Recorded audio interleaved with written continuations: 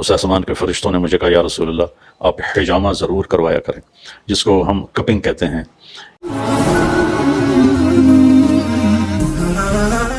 السلام علیکم ورحمۃ اللہ وبرکاتہ۔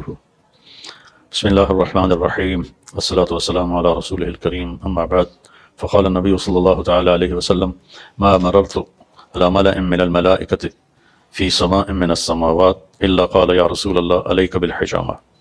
یہ میں نے ایک حدیث پاک پڑھی ہے، مجھے الفاظ پورے یاد نہیں، میں نے مفہوماً اس حدیث کو عربی میں پڑھا ہے کہ خلاصہ یہ کہ آپ نے فرمایا کہ میں جب معراج پہ گیا تو جس آسمان سے گزرا اس آسمان کے فرشتوں نے مجھے کہا یا رسول اللہ آپ حجامہ ضرور کروایا کریں، جس کو ہم کپنگ کہتے ہیں۔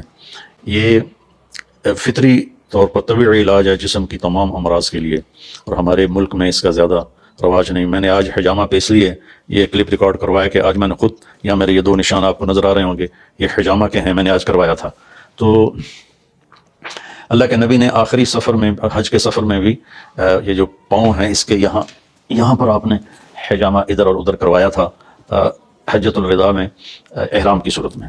تو یہ تقریباً ان مرضوں کا علاج ہے جس کا نہ ڈاکٹروں کے پاس ہے کوئی سبب علاج، بہتر علاج، نہ کوئی طبیبوں کے پاس ہے، نہ ہومیوپیتھک کے پاس ہے، لیکن اللہ کے فضل و کرم سے حجامہ ایسی یہ اللہ کے نبی کی بتائی ہوئی خوبصورت بات ہے کہ میں سب سے جو بھی سن رہے ہیں، نوجوان ہیں، بڑے ہیں، درمیانی عمر کے ہیں، بڑی عمر کے ہیں، مرد عورت، وہ اب تو جگہ جگہ حجامہ سینٹر کھلے ہوئے ہیں، تو اچھی طرح تحقیق کر کے یہ ضرور کروایا کریں کہ اس سے اللہ کے نبی کو نصیحت کی گئی کہ یا رسول اللہ حجامہ ضرور فرمائیں۔ تو آپ نے ساری زندگی پھر حجامہ کروایا۔ ایک دفعہ آپ نے حجامہ کروایا تو اس سے خون جو نکلا وہ ایک پیالے میں ڈال رہا تھا حجام، تو آپ نے عبداللہ بن زبیر کو دیا کہ جاؤ باہر دفن کر کے آ جاؤ۔ وہ باہر گئے اور پی کے آ گئے۔ تو آپ نے پوچھا کیا کیا؟ دفن کر دیا۔ کہا جی وہاں دفن کیا جہاں کوئی دیکھ بھی نہ سکے کبھی۔ کہا لگتا ہے اللہ کا شریف تھا، لگتا ہے تو نے پی لیا۔ کہ جی ہاں پی لیا ہے۔ بربادی ہے لوگوں کے لیے تیری قوت اور طاقت۔ تو پھر حضرت عبداللہ بن زبیر نے مختلف میدانوں میں جو کفار کے خلاف، رومن امپائر کے خلاف اور پرشین امپائر کے خلاف جنگیں لڑی، اور اس میں بہادری کے جوہر دکھائے۔ ان کے سامنے کوئی کھڑا نہیں ہو سکتا تھا، ان کے سامنے کوئی ٹک نہیں سکتا تھا۔ اور جب عبد الملک ابن مروان اموی نے ان پر حملہ کروایا تو 3000 لشکر کے ساتھ حجاج مکے پر چڑھائی کی، تو ان کے ساتھ صرف 18 آدمی رہ گئے تھے، باقی سارے چھوڑ گئے تھے۔ 18 آدمیوں کو لے کر 3000 کے لشکر کو فجر کی نماز سے لے کر عصر کی نماز تک روکے رکھا، حرم میں داخل نہیں ہونے دیا ان کو۔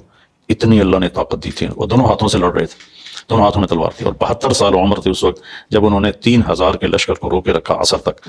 تو پھر حجاج نے کہا کہ یہ ویسے قابو میں نہیں آئے گا، پتھر مارو کوئی۔ تو زمانے کی توپیں ہوتی تھی جو پتھر پھینکتی تھی۔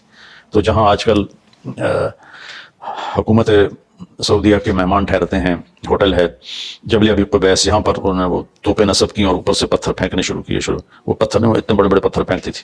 تو ایک پتھر ایسا نشانے پہ فٹ ہوا کہ یہاں آ کے لگا، یہاں لگا تو سیدھا پیچھے کی طرف گرے، اور یہ شعر پڑے اسماء قتلت لا تبکینی لم یبق الا حسبی ودینی وصارم اللعنت بہ یمینی۔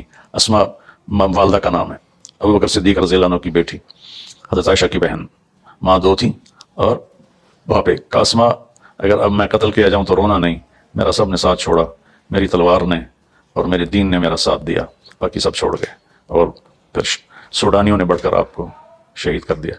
تو یہ حجامہ بہت اعلیٰ چیز ہے۔ میں سب سے عرض کروں گا، عورتوں سے بھی اور مردوں سے بھی، کہ اس کا اہتمام کریں، بہت فوائد ہیں۔ السلام علیکم۔